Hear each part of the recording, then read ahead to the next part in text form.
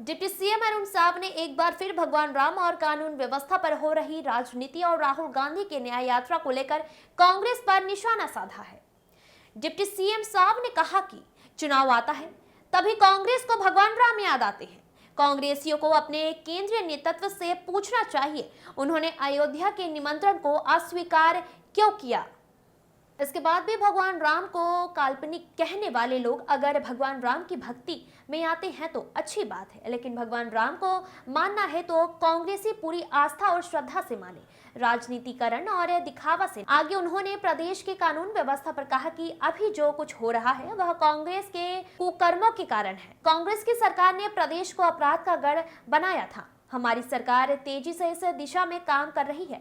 आने वाले समय में कानून व्यवस्था की स्थिति प्रदेश को मजबूत करेगी और अच्छी होगी। आगे डिप्टी सीएम ने राहुल गांधी की न्याय यात्रा पर निशाना साधते हुए कहा कि 75 सालों से जो कांग्रेस पार्टी देश के साथ अन्याय कर रही है वह आज न्याय यात्रा निकाल रही है।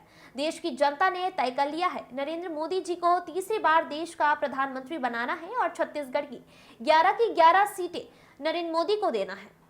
Bureau report. निमंत्रण अस्वीकार करती है और कांग्रेस का इतिहास ये रहा है कि भगवान राम को काल्पनिक कहने वाले लोग यदि भगवान राम की भक्ति में आते हैं तो ये अच्छी बात है, पर ये राजनीति न करें इस नाम से अपने केंद्रीय नेतृत्व से भी पूछें कि उन्होंने अयोध्या के आमंत्रण को अस्वीकार क्यों किया। ये फिर से लोकसभा चुनाव में राम के भरोसे उतर रही है कांग्रेस।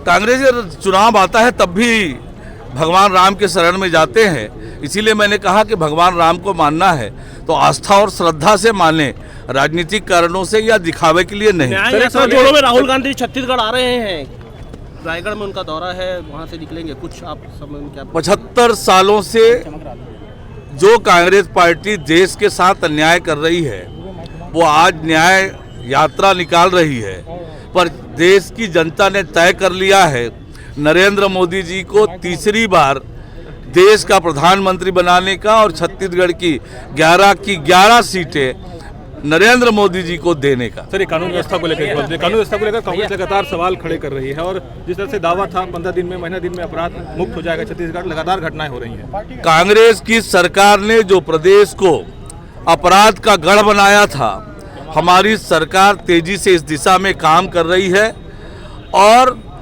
आने वाले समय में कानून व्यवस्था की स्थिति प्रदेश में मजबूत होगी, अच्छी होगी।